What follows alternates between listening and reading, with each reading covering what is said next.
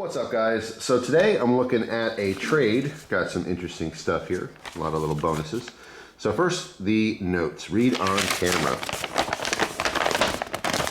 So I have to say, thick paper here. Good quality stock. All right, so anyway. Hello, Jeff. Thank you for doing this trade with me for that sweet Revolt rotor. If you guys haven't seen the rotor, very, very interesting knife. I did a video like custom dyeing the scales that like royal purple. Came out really, really nice, but it's a cool little knife. I am a longtime viewer and sub. Started watching back in high school about 10 years ago. I tossed in some goodies with the Bally and pen. Stay awesome, stay bladed, Cam, and there's Cam's Instagram account. CamMan532. So thank you, Cam. I really do appreciate it. He did throw in a bunch of stuff. This was the actual trade. He threw in a deck of Schrade, well, not Schrade, but old timer cards. I'm thinking Schrade because I'm looking at this sharp finger here.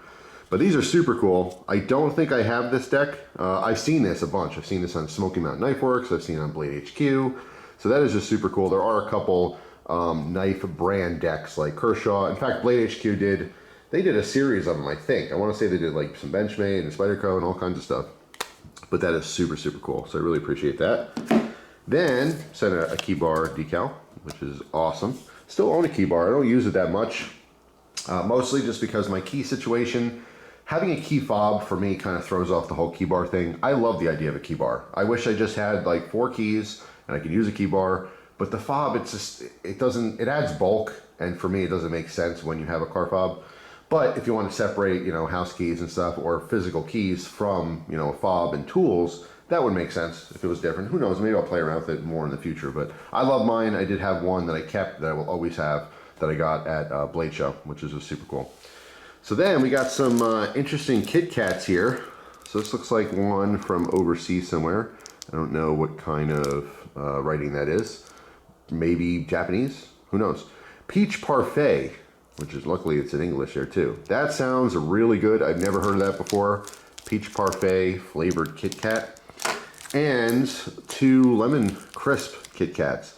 So like when there's new food stuff that comes out, and there's always new food stuff that comes out, I'm always interested.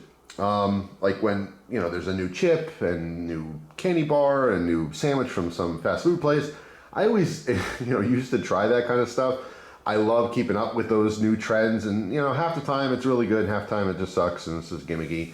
But it's all junk food, so I try to really stay away from it these days. These are perfect because they're just little travel size, well, not travel size, but bite size or fun size, whatever you would call it.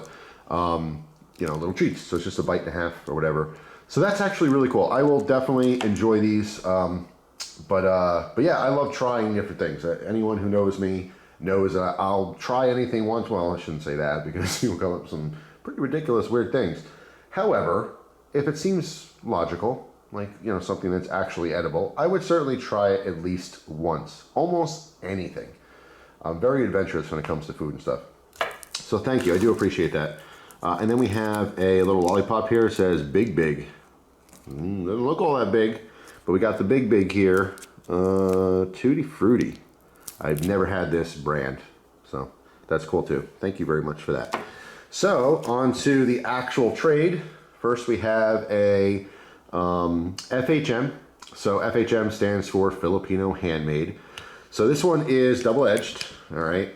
So you gotta watch, certain manipulations and tricks and stuff. Obviously don't want to come in contact with that blade at all. So ricochets are, of course, off the table there. It is fairly sharp on both sides. It is a spear point blade, all right, double-edged. Very, very cool, traditional balisong. I mean, there's a latch on here, but because of the blade style, obviously there's no bite handle or safe handle. But it's just super cool. Brass construction, it's all pins, stainless steel blade. And we have, looks like some kind of maybe bone for our handle material. But super smooth, very dirty, very worn, very used, and very, very cool. Because I'm all about it when it comes to balisongs. I'm actually, this was like an exception, wanting this one, just because I like FHMs. I mean, this is pretty much where it started. There's a constant debate, in the balisong community of where balisongs came from. There's people who are Filipino who have, huge respect for the history of balisongs, and they feel like it's their thing. The Filipinos have definitely popularized the design of a balisong. However, there's lots of proof that it goes even further back, you know, to like France. I mean, talking hundreds of years. So, and there's patents that predate any kind of balisongs that were in the Philippines. However, some people who, especially if you're Filipino and you get defensive, because this is like part of your culture, you know what I mean? So it's a very important thing to them. They will say that, yeah, of course, we've had them for hundreds and hundreds of years, but it just wasn't documented. And that very well may be true. I don't really know. I've personally seen patents from France from like the late 1700s or something. So it's just one of those things. But there's still no debating the Filipino culture has definitely popularized these all around the world. Still made today in like Batangas. They still have people who are sitting there just making them all day long. And it's just super, super cool. So they're not always the best quality. They're not always the nicest balisongs, but they are made from the heart, handmade, all of them, just super cool. It's such a piece of balisong history. If you like balisongs and flipping and stuff, you know, regardless of whether you like this or not, this is definitely part of it. You should have one in your collection. I think they're awesome. So, you know, I've had chances to jump on them here and there, and in this particular case I did, but the reason I said it was kind of an exception is because, and I'm going to make probably a whole separate video on the subject, but I'm kind of like narrowing down some of my collections. I happen to just love everything all the time. If it's sharp, I want it, and that becomes a problem because I just have too many knives and too many like just unfocused goals, if that makes sense. So I'll talk more about that in the future. But this one was cool, so I went ahead and accepted it for the trade, and a little pen for my pen collection. So this is a Rick Hinderer design. Now this one's marked hashtag EDC Box Club. Now I've never had an EDC box. I'm assuming that is a monthly club, and this pen was included in it. This has a little pouch that also says EDC Specialties. So I'm just, like I said, I'm assuming that is one of the monthly clubs somewhere. But super cool. Really like this vibrant red, and these O-rings that are on here add a lot of grip.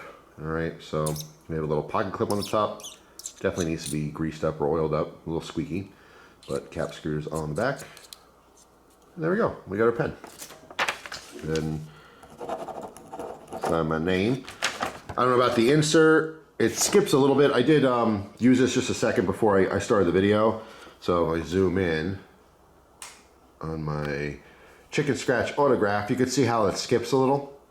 All right, so I have to see what the insert is, maybe replace the insert, but I do love the pen itself a lot. I think it's pretty cool. So I'll probably put this in one of my organizers, carry it for a little bit. Just something different. I mean, don't get me wrong, I absolutely love the Fisher Space Pen Bullet. It is a staple as far as EDC pens go. That is like the go-to, but sometimes I just want something different.